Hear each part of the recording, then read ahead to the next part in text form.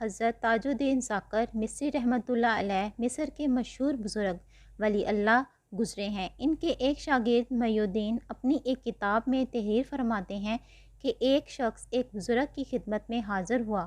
وہ بزرگ اللہ تعالیٰ کے برگزیدہ بندوں میں سے تھے۔ اس شخص نے حاضر خدمت ہو کر کہا کہ یا حضرت، میری خواہش ہے کہ آپ مجھے وہ سر عطا فرمائیں جس کے ساتھ اللہ تعالیٰ نے آپ کو نوازا ہے۔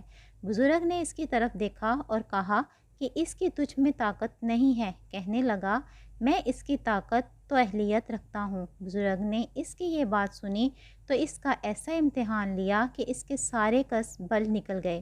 اللہ تعالیٰ ہمیں بچائے۔ امتحان یہ تھا کہ اس شخص کے پاس ایک نوجوان لڑکا بیٹھا ہوا تھا جس کے والد کا شمار اکابر شیوخ میں تھا۔ جس شخص نے جب یہ دعویٰ کیا کہ میں طاقت و اہلیت رکھتا ہوں تو بزرگ نے کہا، اگر اللہ تعالیٰ نے چاہا تو تم کو سر عطا کروں گا، اور اسے اپنے ہاں حکم دیا کا وہ بیٹھ گیا۔ بزرگ نے اپنے پاس بیٹھے ہوئے نوجوان کو اس کی جگہ سے اٹھایا اور اپنی خلوت گاہ میں لے گئے۔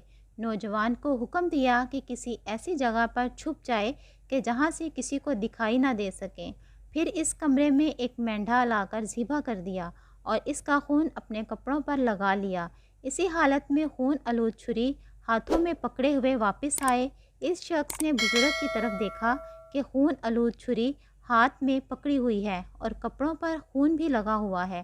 ایسا معلوم ہوتا ہے کہ سخت غصے میں ہے۔ بزرگ سے پوچھنے لگا، حضرت یہ کیا ماجرا ہے؟ بزرگ نے کہا، اس نوجوان نے مجھے غصہ دلایا جس سے میری برداشت کی قوت جاتی رہی اور میں نے اس کو ذبح کر ڈالا، اور اپنی خلوت گاہ کی طرف اشارہ کیا جہاں پر ایک مینڈھا ذبح کیا تھا۔ اشارہ کرتے ہوئے کہا کہ وہ جہاں ذبح کیا ہوا پڑا ہے، بیٹا اگر تم سر چاہتے ہو تو اس بات کو پوشیدہ رکھنا اور کسی سے اس کا ذکر نہ کرنا۔ اس کا والد اگر مجھ سے پوچھے گا تو میں اسے کہہ دوں گا کہ تمہارا بیٹا بیمار ہو کر فوت ہو گیا، اور وہ میری بات پر یقین کرے گا۔ بیٹا تم اس معاملے میں میری مدد کرنا اور اس پر پردہ ڈالنا۔ اگر تم نے ایسا کیا تو انشاءاللہ تعالی میں تمہیں سر عطا کروں گا۔ یہ سن کر اس شخص کا رنگ فک ہو گیا۔ اس نے دل میں خیال کیا کہ بزرگ اب اس کے قبضے میں ہے، اس لیے غصے کا اظہار کرتے ہوئے کہنے لگا کہ ہاں میں ایسا کروں گا۔ اس کی گفتگو کے انداز سے جھوٹ ظاہر ہو رہا تھا۔ بزرگ سے الگ ہوتے ہی وہ سیدھا اس نوجوان کے والد کے پاس گیا اور اسے سارا واقعہ سنایا اور کہا کہ وہ جھوٹا بزرگ جس کو آپ متقی اور نیک خیال کرتے ہیں، اس نے آپ کے بیٹے کو ابھی ابھی موت کے گھاٹ اتار دیا ہے، اور مجھے اس نے اس پر پردہ ڈالنے کو کہا ہے۔ اگر اس میں آپ کو کوئی شک ہو تو ابھی میرے ساتھ چلیں، آپ کا بیٹا خون میں لت پت وہاں پر ملے گا۔ وہاں پر موجود لوگوں نے یہ بات سنی تو کہنے لگے، تیرا برا ہو، حضرت ایسا کام نہیں کر سکتے، ضرور تمہیں کوئی غلط فہمی ہوئی ہے۔ اس نے کہا، تم لوگ ابھی میرے ساتھ چلو، تم کو میرا جھوٹ اور سچ نظر آ جائے گا۔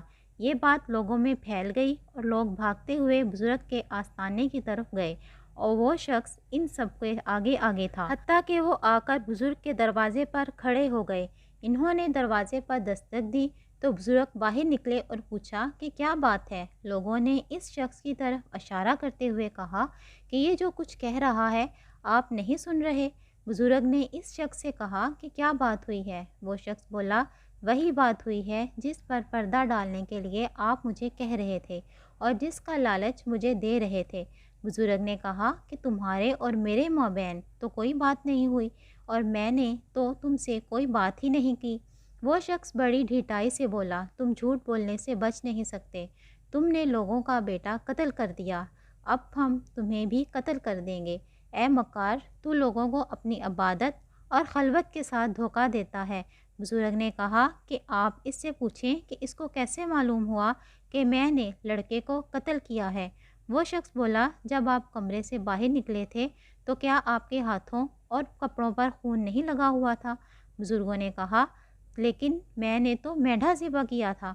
اس شخص نے کہا، اگر آپ سچ بولتے ہیں تو ہمیں اپنی خلوت گاہ میں جانے دیں۔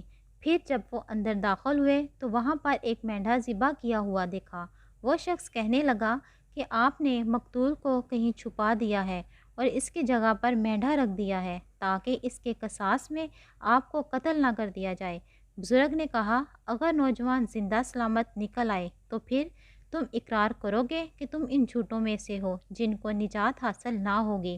اس شخص نے کہا، اگر آپ سچے ہیں تو اس کو نکال لیں۔ بزرگ نے کہا، نوجوان کو بلا بھیجا اور وہ آ گیا اور اسے اس واقعے کے بارے میں کوئی علم نہ تھا۔